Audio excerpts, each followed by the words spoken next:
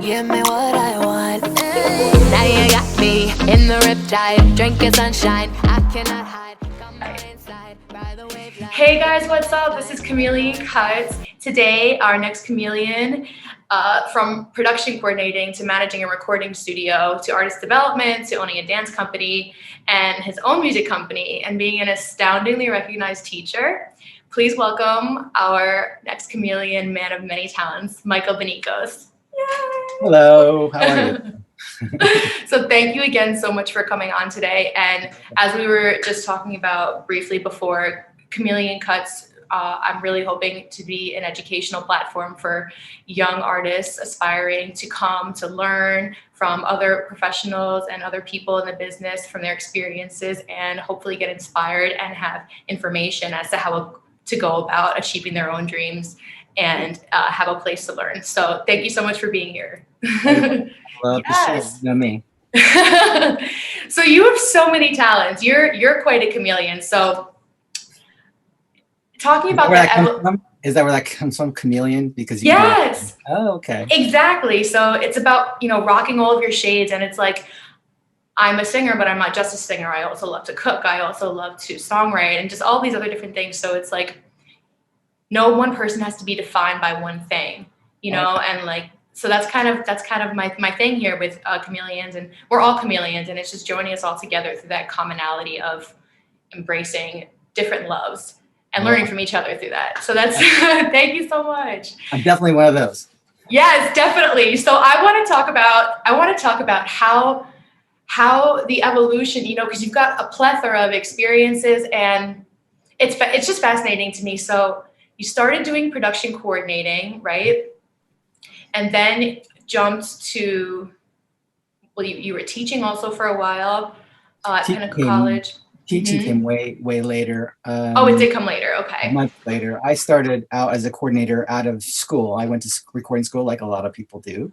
It was a 2-year program, so it was pretty intense. I know these days they've condensed those classes or those certificate programs down to like 9 months, 6 months. So a lot more is crammed into it these days. But back in those days, it was an analog, learning process. So it was a 2-year process. While I was at school, they placed me in a job working as a coordinator.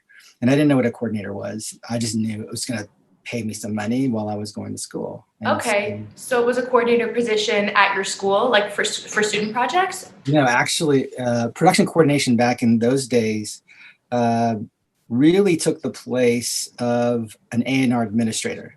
So if you had a pretty big producer, back in those days, producers, really they had one producer for a record.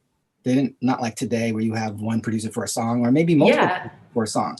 Right. So back then they had one producer, and that producer basically had quite a job. So what they would do is they would hire a coordinator to essentially do all the busy work that they didn't really want to do, like budgeting, working with the AFM, which is the music union, dealing with the label, getting the money, paying people, paperwork, and 1099, W-9s. They did all that. And so I learned, my first job was learning actually how the record business worked and how the producer actually did his job outside of the studio. And so it was a lot of work, and man, I learned a lot, and I got to be in a lot of studio sessions with some major producers back in those days when I first started. So, and some of these guys, I didn't know who they were, but years later I go, wow, I was. Right. So you ventured at this point from the school you were studying at to outside studios to start doing the coordinating. Coordinating. Wow. Well, I was an assistant coordinator, so I wasn't actually the owner of the company, but I was the kid with the cash. So I tell the same story. When I go into the studios, a lot of these guys would get paid cash. And so I would walk in towards the end of the session, and I'd literally sit in the back of the control room and wait for the session to be over. And then I'd go out there and I'd start paying musicians some cash. So they loved me. Wow. And then I'd also pay the studios.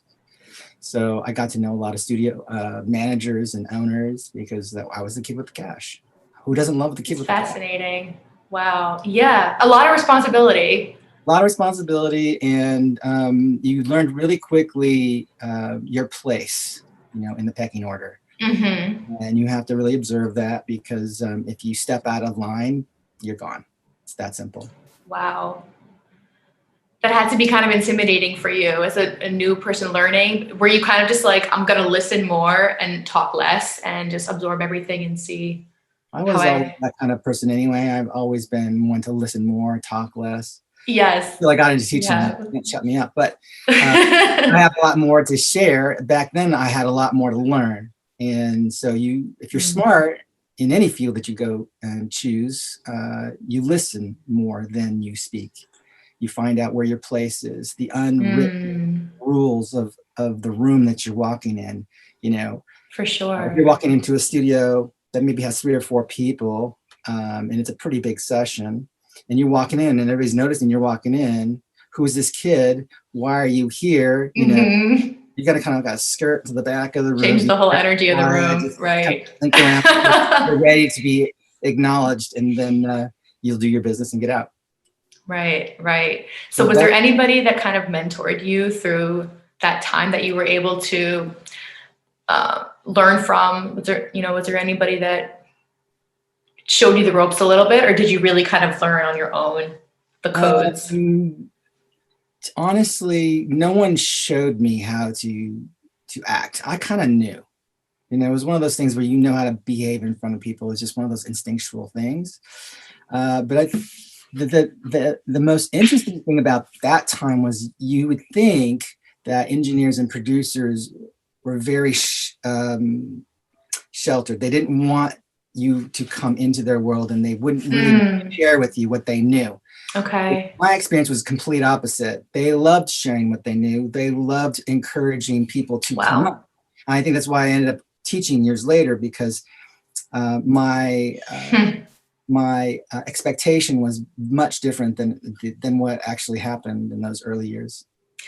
Can you elaborate on why you might think it's a little bit different today? Because I mean, I can attest to that also. I do feel like today, a studio environment, you know, I hate to generalize things, but I've been in studio sessions with more seasoned producers and engineers, and then I've been in studio sessions with maybe younger engineers. And like, I feel like there's more of, you know, because they don't know that I've had audio engineering training, and they might think, oh, this is just another singer, or whatever. But why do you think that there might be that kind of disparity? Yeah.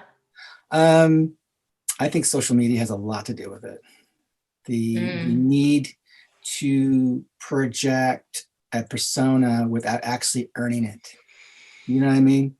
So we're all expected to have millions of followers. I don't. I don't really subscribe to that idea. So I think that's probably a good part of it. And some of these guys are getting into the business, probably never have any training.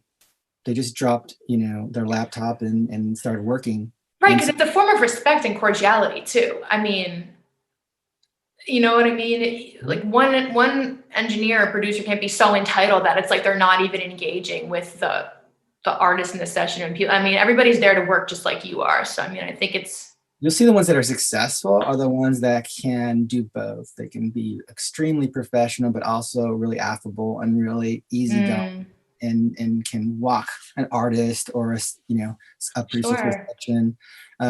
Producers, keep in mind, they're the ones that set the tone in the studio. So the producer is the head honcho, and everybody takes their cues from that person. So if that person is giving off weird, uncomfortable vibes, it sets this tone for everything. So everyone, it all goes back to that. So the engineer is really just another worker that works underneath the producer. So it's all really about the producer. And if the producer has a, dysfunction in the way they collaborate with people, or are not able to work easily, and that doesn't mean that they're not good at their job. It just means that maybe they're not very sociable at the job. Because it's a very sociable gig. You're in a room confined for maybe 12 hours, and somebody maybe never have worked with before. And so how do you work with people like that? You have to be kind of genuine, understanding that some people's level of experience might be different than yours. And that's okay. You just want to get the best product out of people. Yeah, in school, you guys talk a lot about that. And I remember learning from you also, you were saying how for a producer, communication is the most important thing. And I think that that's so true. And your ideas, if you can't communicate what you want. It's or just what you need, if it's a yeah. headphone mix, or if it's, and and being nice about communicating, and you just get the best product in the end. So That I haven't been around producers that were a little bit grumpy and maybe not having a good day. That's always can be the case, and doesn't mean that they're like that all the time. They may just be under stress because they're behind on their what they're doing, or maybe they're over budget. So there's a lot of things that you have to kind of also weigh. But a good producer shouldn't be over budget. A good producer shouldn't be at a time. It's all about time management. It's all about being able to get at the end of the day, and how to get it. So right. So did you delve into artist development after this, before your transition to essentially managing Westlake? Is that when you started to dabble? So after the coordination job, I finished my school, and my boss was really great. She said, "Well, when you're ready to move on from here, I'll give you the best recommendation you'll ever have." And she, at that time, I knew about half a dozen major studio managers and owners, and we're talking about Westlake, we're talking about Record Plants, Capitol, RCA. And so I said I was ready. I'm done with my school. I'd like to go work for a studio. She goes, "Take your pick." And I said, "I think it's going to be Westlake." So she picked up the phone and called the manager of the studio, which we were a major client of at that time, major client. And they had 7 rooms. So we booked a lot of the rooms. So we were a pretty big client. So she said, "Hey, Michael, like a job over there." And I remember she says, "Come on, have him come over." And so I did. And the interview really wasn't an interview, because he already knew who I was. He knew the responsibility I already had at the company prior. Wow. And I started out as a runner, which I knew was going to be the case. So I'm starting back at square one. And I ran at Westlake for about a year, maybe a year and a half.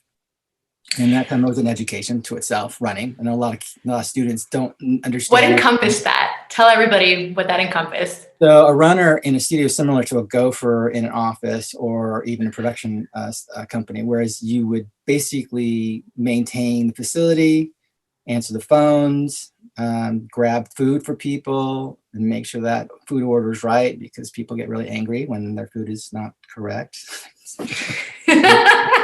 Learn that really easily. And generally be whenever they need me to be. If I need to go run, get something from them. Sometimes I would get somebody's car washed.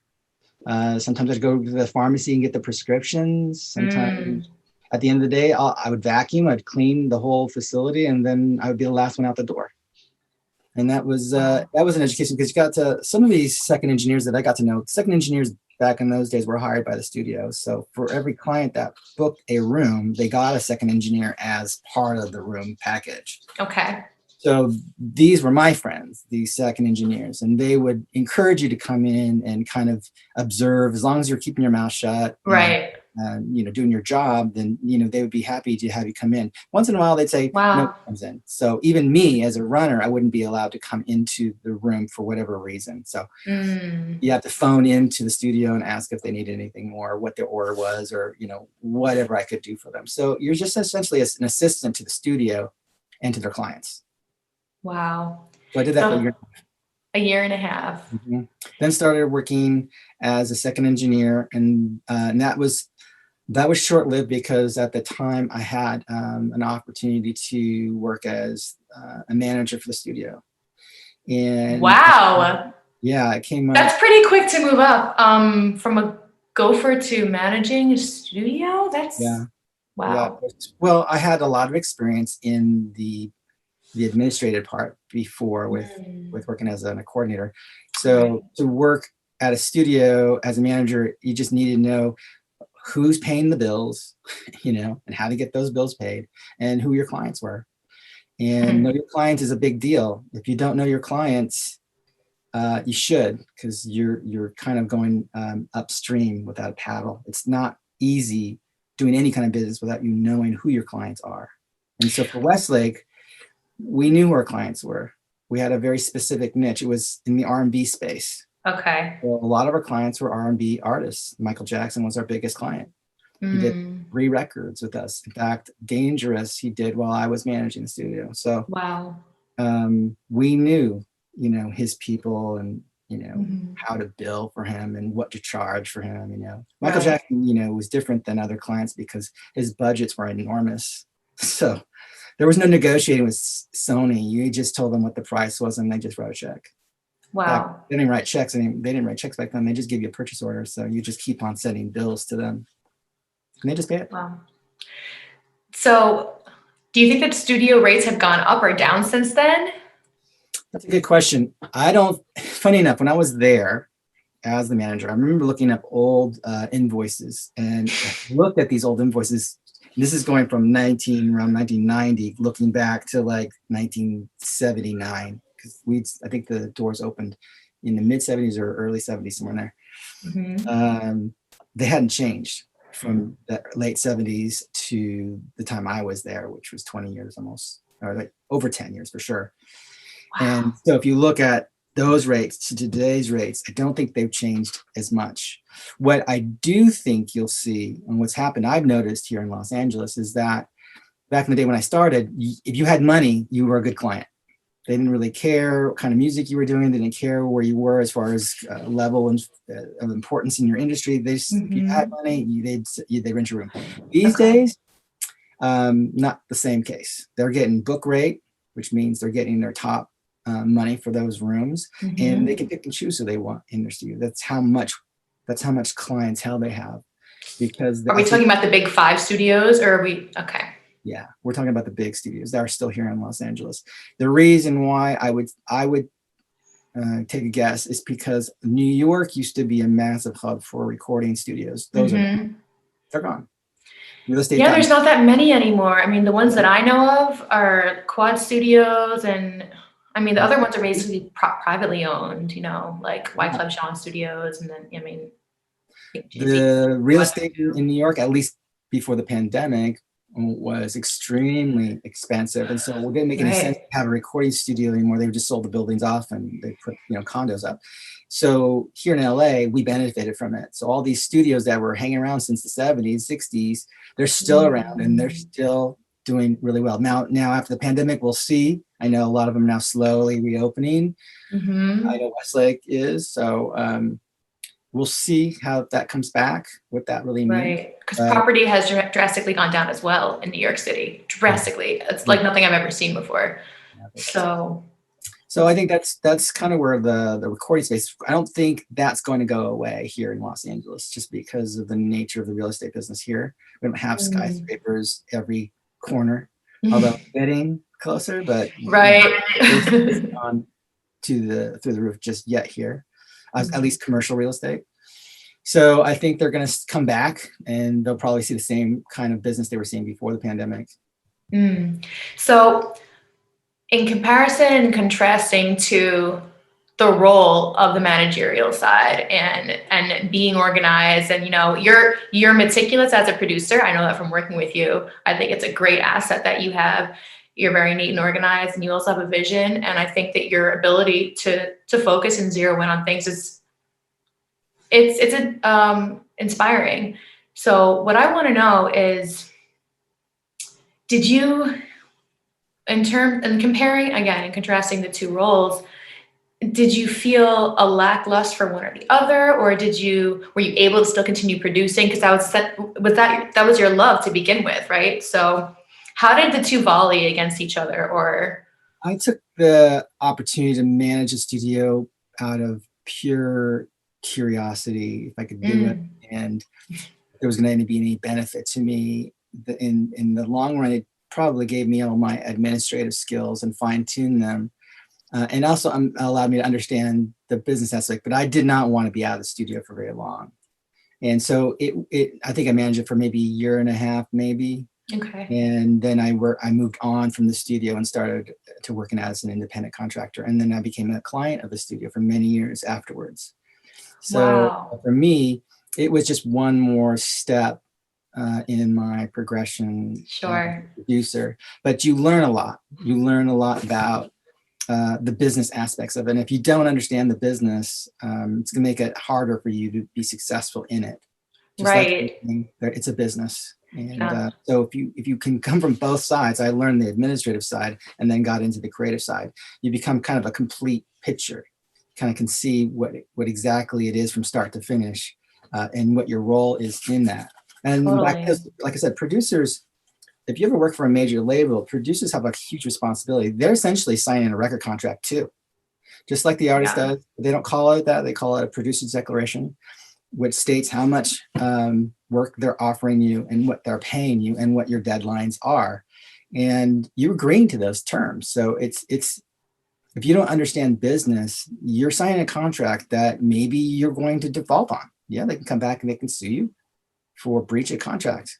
Right. So for me, coming from that side and learning the importance of the administrative side probably made me a better producer in that I handled business better than probably some that did not learn those tricks. And there are some tricks that you learn.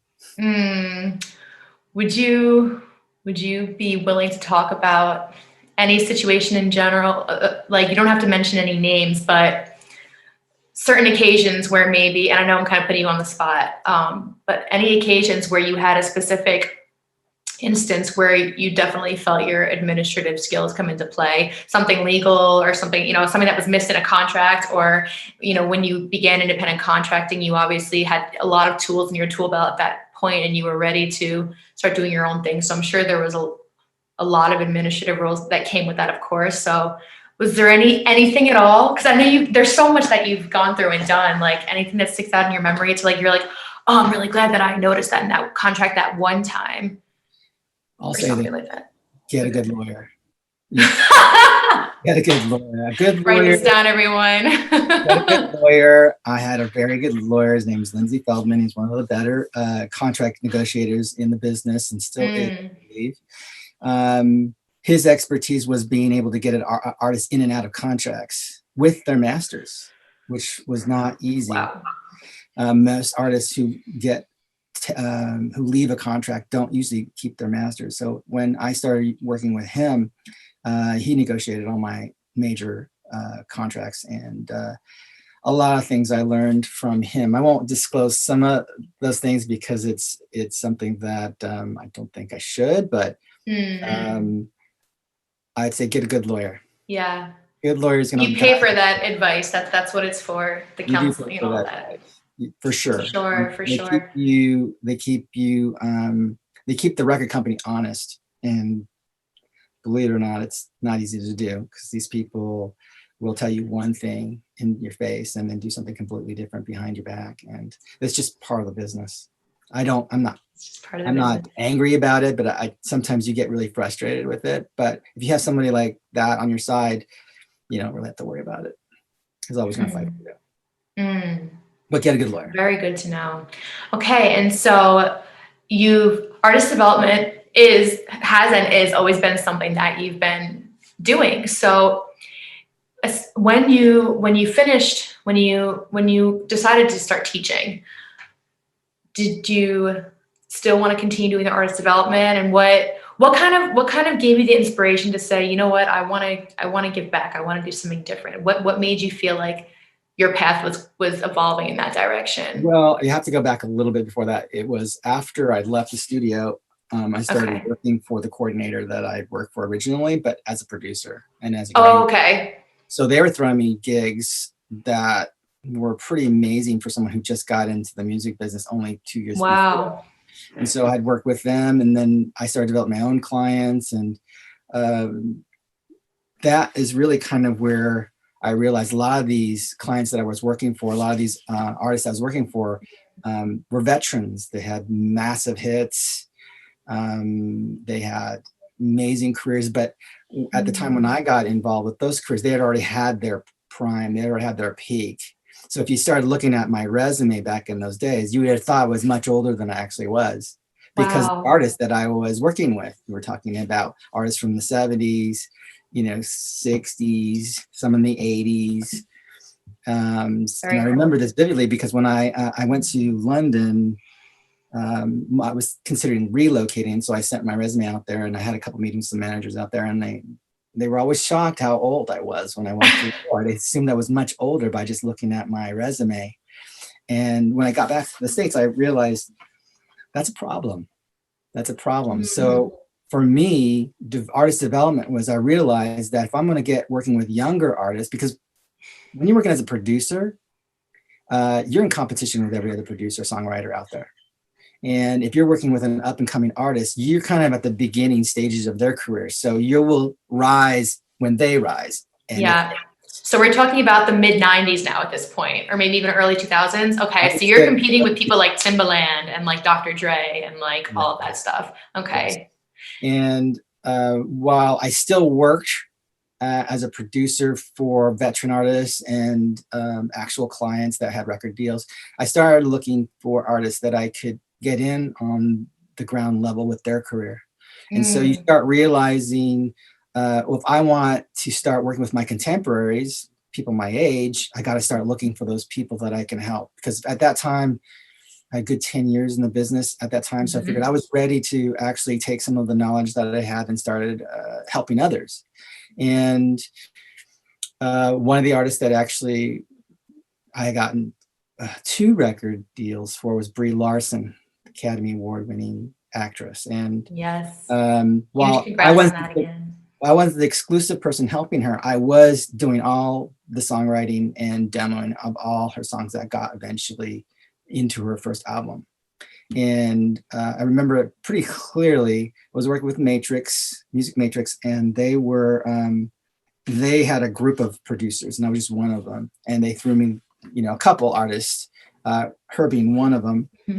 And she was 12 at the time, 12 years old. I already had a pretty successful acting career, and so we started writing together. She's an amazing, prolific writer. Wasn't an okay singer, but she was developing, and she had a movie career. So it was instant, yes, of course. Right. And so by the time I think she was 14, she had her first record deal with Universal, and it was out by, I think, later in 2014, 2004, 2005, around there. Yep. And that was the first, time I go, wow, this actually works. Developing artists, getting them record deals and moving them on works. It actually can. I've seen it happen now, 3 or 4 times during that time as well. And she being the most notable because of her, rise to fame from, movies. Sure. So that's kind of where that all started. But the music business was changing. People weren't making records. They were looking more to downloads. They were looking for singles. They were looking, So as my development business grew, the record business shrank. So, meaning if you go to 99, the record industry was probably signing 30 artists, maybe more per year.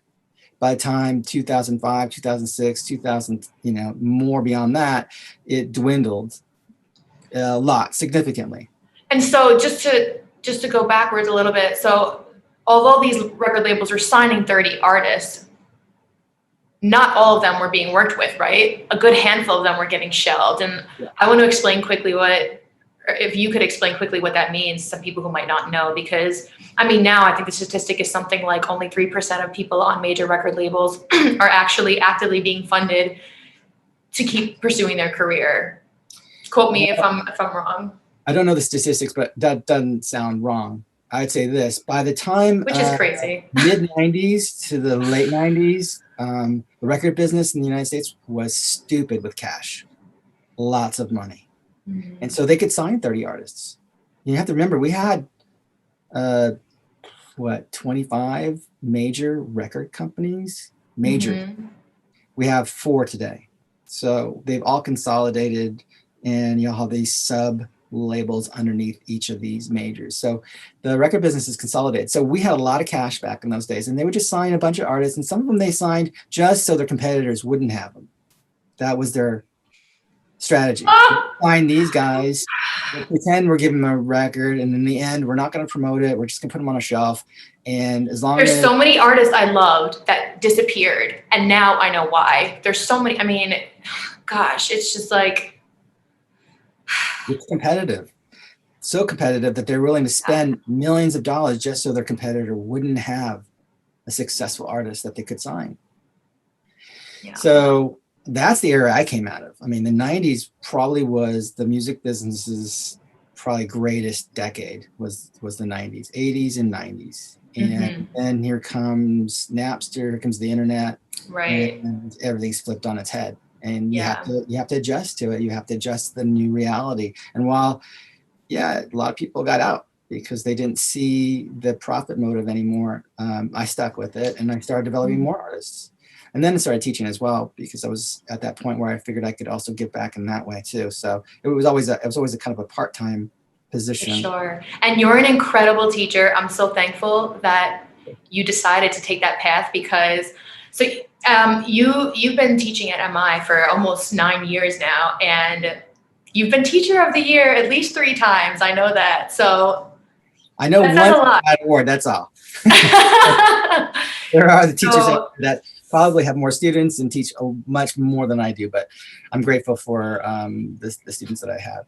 Yeah, for sure. And we're so grateful for you. I mean, I learned so much from you, and teaching is an art form. And I think that that's really important to not overlook, because when you have a special experience with a teacher and they show you not only the technicalities of how to work and you know, how to function, you know, what you're teaching, you know, a console, a 5088, you know, it's the way that you talk to somebody, and you're very patient, you listen very well, and I'm really thankful that I got to meet you through MI. And you know, I never directly had a class with you, which is crazy. I met you through the boys in the audio program who were vetting you out, and they're like, oh, I have to go see Michael Binikos. And I was like, who's this Michael Binikos guy?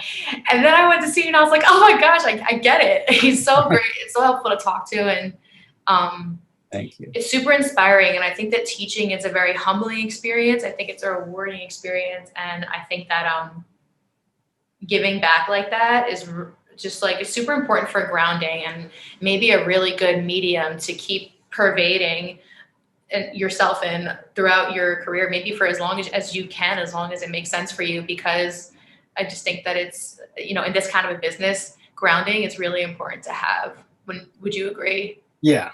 And I think what makes you a good teacher also goes back to being a good listener.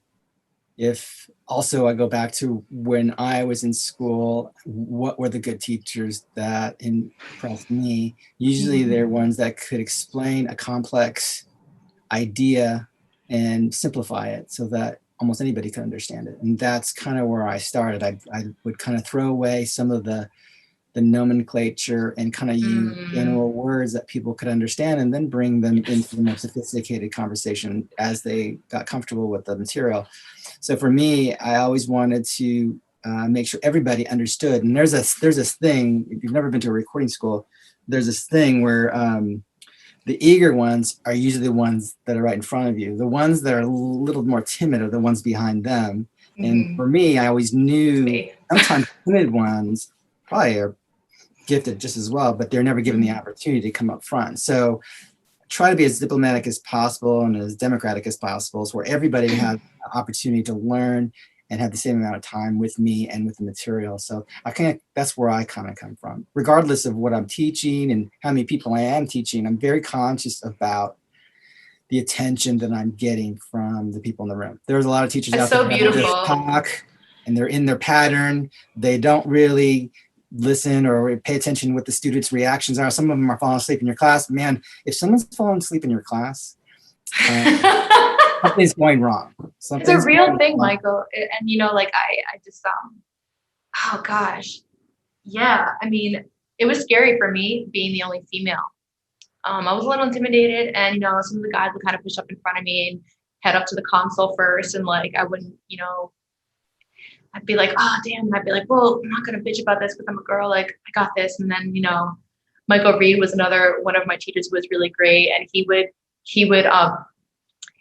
you know, he would build me up, and he would help encourage me. And he'd be, you know, when I would say things, he would be like, listen to her, she's right. Like they'd be discussing a topic or something, and I'd be like, well, turn on the fans in power or something like that. And then he would help me feel more encouraged. So I think that being empathetic like that is so, so important. And you're one of the heroes. teaching. I think teachers are so special. So thank you for I teaching, loved having sharing it. females in my class, because I would always point to the guys and said, these girls are going to have a huge leg up on you, because we want to encourage more diversity in the music industry. I talked to some of my friends that are owners of studios and record executives. They want diversity in the studios. Just slow going. And so Wow. I tell all my guy students, I said, these girls probably have a leg up on you because they're looking for them. For you guys, you have to work a little extra harder. And I think that resonated with a lot of them. Yeah. Wow. But we need it. We need more points of view. We need more diversity. All those things are good. Definitely. So I want to quickly talk also about the Music Modernization Act, excuse me. So, this was a huge deal. And I wanted to ask you how it has affected you, and has it been a positive for you? Has it been a negative? Has there not been clarity on what exactly is going on and when exactly you're going to get some? I think it's all got lost in just the politics of the day.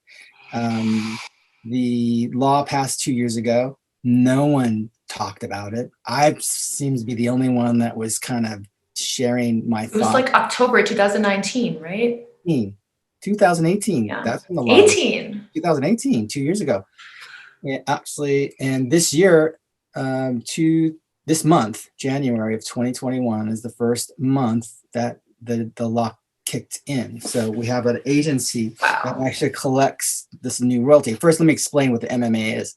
Yeah. The Music Modernization Act kind of is the first new law the music industry of creators benefit from in probably 30 years. I don't think we've had a new law in the music industry in about 30 years. Wow.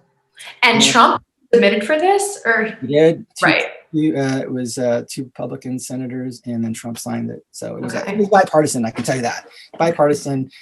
It's been needed for many years. We've been trying to get new laws passed so it update some of these new streamers that are making gazillions of dollars, but they're not sharing the revenue with members. The biggies were getting it, like the big major companies were getting it, big artists were getting their cut, but everybody else was getting whatever the streamers wanted to give you, which was not regulated. There was nothing in the law that required them to pay you anything, but they would give you like 0.0006 of whatever the stream was. Well, the law basically now says that the streamers have to pay what they call a statutory rate, just like they had to when you have a physical album for sale. There's a mechanical royalty to that. Well, when the physical CD went away, almost 100% now, but still out there, they wanted to produce a new mechanical royalty that the streamers would have to give you. So what is a mechanical royalty? So for every CD sold, the record company had to give you a percentage of the sale of that record. In those days, the mechanical royalty was between 5 and 10 cents per song. So they'd have to give out $1 of mechanical royalties. When streamers started taking over, well, the download phenomenon first happened. iTunes came around, so you were buying physical downloads. So the mechanical royalty still existed from the previous CDs. So when you bought a download, you would capture that mechanical royalty. Well, when the downloads started to go away and the streaming started to kick in, there was no mechanical royalties to collect anymore because the streaming became kind of this in-between notion. How was the play? It's like there was no law that governed a stream. First of all, what is a stream? People think Pandora's a streamer. Technically, Pandora is a radio station, so they would fall under broadcast. Who falls under streamers? Well, you got Apple Music, you have Tidal, you have Pandora if you're doing the premium version, and you have Spotify. Those are your 4 very big streamers. Well, and Amazon also. Right. So I would see all my royalties over the years, and it would just show all the plays and it would show $0 that they owe me. I'm like, how can that be? How can that be? Well, the law basically now says streamers cannot dictate to the creator what they want to pay you. The law now says you have to pay X. And today, I believe it's somewhere between, again, 5 and 10 cents. It's been equalized, right? Per customer. Now it's not per play. That would be like a broadcast, per customer. So I'm on my music, you know, my Apple Music, and I'm looking up your song. Go, oh, I'm gonna go play that song. The second I hit play on that song, I've just bought that song. Right. Royalty, and whether it's Taylor Swift or whether it's an independent artist, it's the same returning same amount of money. number. The difference now for this law, from what I understand, is that there is room for those big artists to get more, but the lesser artists can't get less. That makes sense? So now there's a base rate for everybody, right? Which is about, I believe, between 5 and 10 cents. I don't know positively if exactly the number, but I think it's roughly about what the rate was when you were talking about CDs. So now I don't have to worry about getting 1 million plays. I have to worry about getting 1 million listeners. So every time I hit play on yours, any different song, it's a new purchase. Even though I paid $10 a month for my service, every time I hit play on your song, I bought that song. Doesn't mean that every time I play it, you're going to get another payment. It just means the second I hit play, I've now owned that song, and that becomes a mechanical royalty. And there's a new company that collects this royalty called the MLC, which is, I think it's called the Mechanical Licensing Collective. And if you go to themlc.com, anybody can now register with them. You don't have to actually be affiliated with a record company. You don't have to be affiliated with a publishing company. Like me. You can actually administrate your own music and get paid. So it's a huge, huge movement now. And For sure. I'm seeing already from some of my vendors that have been using and licensing my songs, they're all now moving to that platform. They're all sending me letters. Oh, by the way, we're not going to be doing this anymore. You're going to have to go over here to collect your royalty statements, blah, blah, blah. And so even last week, I think that's what I did. I finally moved all my catalog over to their website, which is now up and running. It's still in beta form, but it's a lot easier to register your songs than you think. And sometimes if you've worked with other artists, your song is already in their database. So all you got to do is look it up. If it's there, you hit edit, make sure the information's correct, that it's also, you got the split that's coming to you, hit enter, and then they penned it, and then eventually it will go into your catalog. And then you'll get paid on those songs. Great. So I hope that all works out for you and that you get a ton of return, because you deserve it. Anybody who's making music independently or working with a major or independent label, you should be registering your songs and you should be collecting your revenue, because they're going to have to start paying. Now, does that mean that your $10 a month for your subscription is going to go up? Probably. But these companies, Google, Amazon, there's only 4 or 5 companies that massively control the music business. They have plenty of money to give. They just now have to be forced to do it. And funny enough, after the law had passed, because they were all on board when it passed, or right before it passed, the second it did pass, like 4 of them sued to stop the law. The only one that I read that didn't was Apple. And so for that, I give them most of my business. There you go. So what is in the future for Planet Avalon Music, and what are you looking to do now moving forward with everything going on? Well, I'm still in developing artists. I still have a handful of artists that I'm working with, and I see potential in those. And now, because the music business has become a little bit more equalized, like you said, there are viable avenues without actually getting record deals. There are viable avenues to get a career moving that don't need the traditional support of a major label, which I find incredibly exciting. So that's kind of where I'm going. I still license music for television, for film. So music's not going anywhere for me. And I believe it just has more upside in the next coming decade because of this, the law. What's this year? Let's remember, just take the So people don't know that, look it up, Google it, you'll see a lot of articles about it. And if you don't want to read the law itself, if you don't read the law itself, because it can be kind of tedious, read articles about the law, because they can explain it much better than I just did. Plus, there's other benefits to the law that I haven't really gone into, that I don't even think has been put into the kind of what they call, I guess when you create a law, then you have to kind of put in codes to the law that actually affect. So they haven't done that part. Just this main part where we're now talking about a mechanical royalty for streamers, that's for sure kicked in. There are other parts of the law that hasn't been written the regulations for yet, which are, I think, from what I read, engineers and producers now are part of the writing team as far as the creative process. They don't get necessarily publishing, but there are royalties being established for engineers and producers that do not write, that do not have any publishing rights. So I think that's pretty exciting. And I believe it also goes back to 1973. So some of, if you had material back from those days, anything going forward from 21 on, they will start collecting those royalties on. I just don't know how that's going to actually shake out yet. Yeah, we'll see. We'll see. Hopefully it works in the favor of the producers and engineers, because you guys work super hard. It takes a lot of people to make these records happen. So it does. Yeah, that's for sure. So what could you say to some newcomers who are super green and have always wanted to start producing, have always wanted to start engineering? How would you tell them to, get started? And it's obviously times are different with COVID, right? We can't have interactive class and session in school for lots of schools can't do that. So things have gone really remote.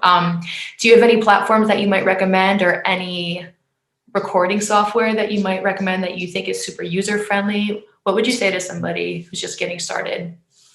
If you've never picked or learned a DAW, I'd probably start with the simplest one. The one that comes to me is GarageBand. GarageBand. What I started with. It's easy to understand, Mm-hmm. and then you can progress. So Logic is the next step in that chain.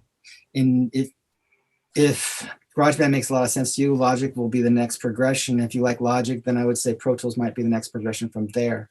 And depending on what kind of music you do, we tend to see certain types of music being produced on certain type of platforms. So EDM, you'd probably see a lot of Ableton users. Yep. Pro Tools, you'd see a lot of traditional producers like myself using. I tend to use both Logic and Pro Tools pretty exclusively. Ableton's still kind of a foggy thing to me, but right. Ableton's kind of DJ and EDM, like you said, and then I've seen a lot of composers using Logic. They say it's so user friendly, and then like you said, Pro Tools, it's the industry standard, so it's pretty much a lot of editing and for film and scoring and things like that. They all have their niche. They all do things uniquely better than the others to that extent. Like I would say Pro Tools is a much better mixing environment and editing tool than say Logic. Yeah, Logic's a great creation tool. It's a great creation tool. You can create a song in 10 minutes. In Pro Tools, it could take you an hour. Yep.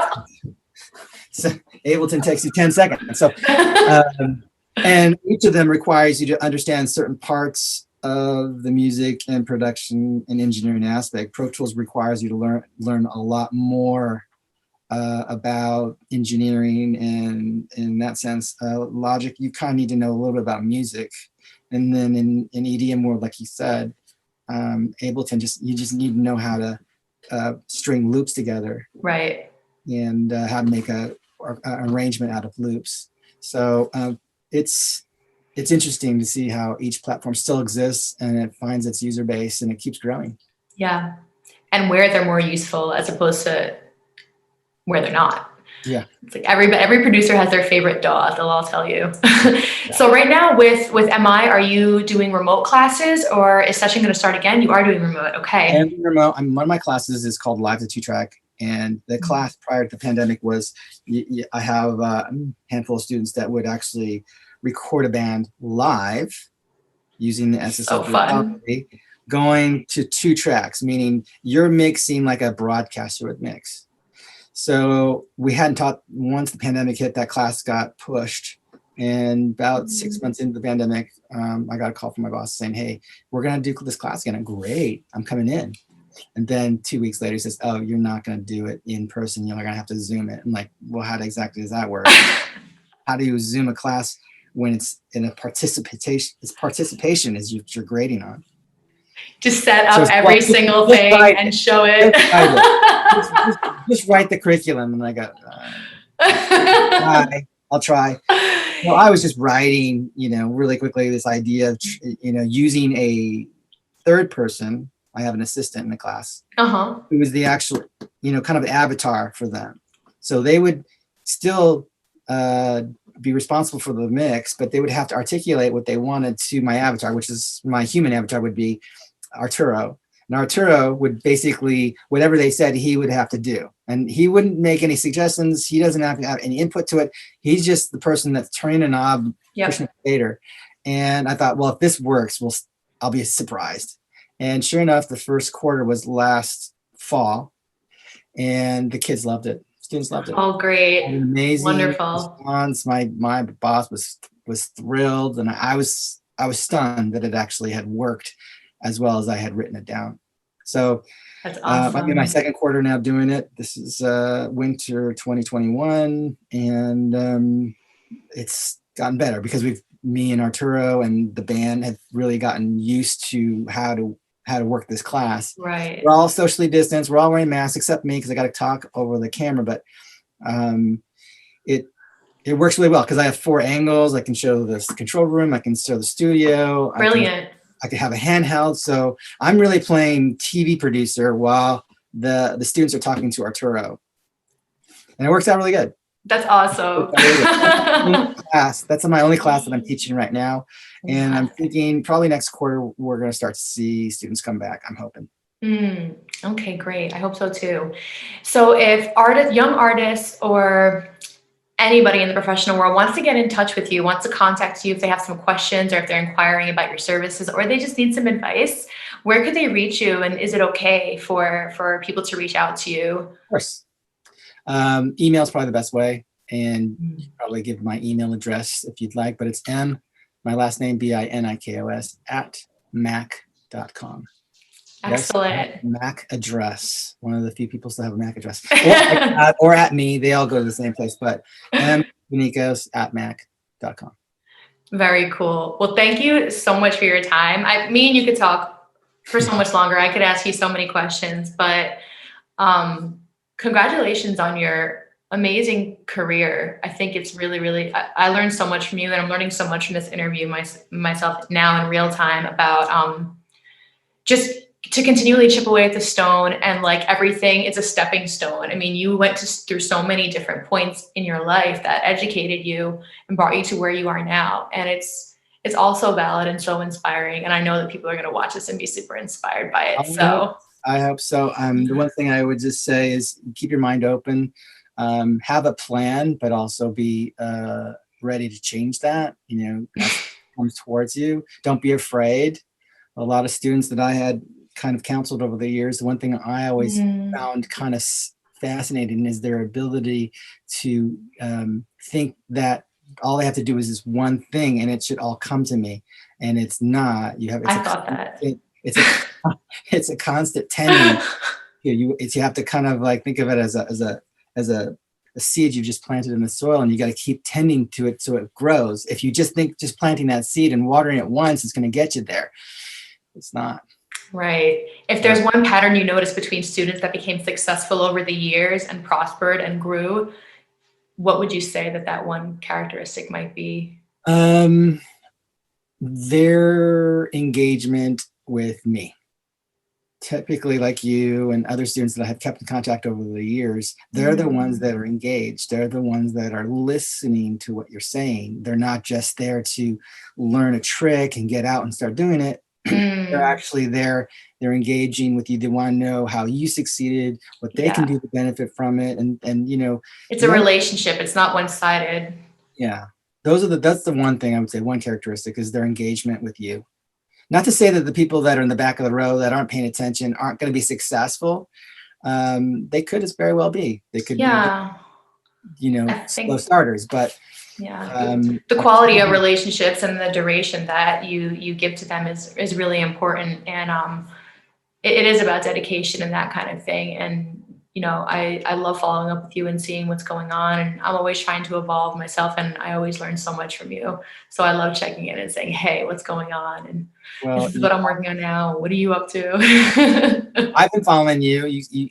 You're surprising me every day with what you do next. And I have a lot going on, guys. I'm not organized. I'm always trying. It's a constant learning experience. And I'm always trying to talk to Michael. Michael helps me condense. He's like, okay, that's all great. All that stuff that you're saying, try to focus. And I'm like, yeah, I'm going to try to focus. You did a great job. I'm incredibly Thank proud you of so you and much. impressed with you. So keep it Thank going. you so much. Thank you so much. And thank you for sharing all this great information and all of your time. You're welcome. Yes. All right, guys. So that's the end of our next episode. We hope you come back for the next guest coming on, and have a great day. Bye. Won't you come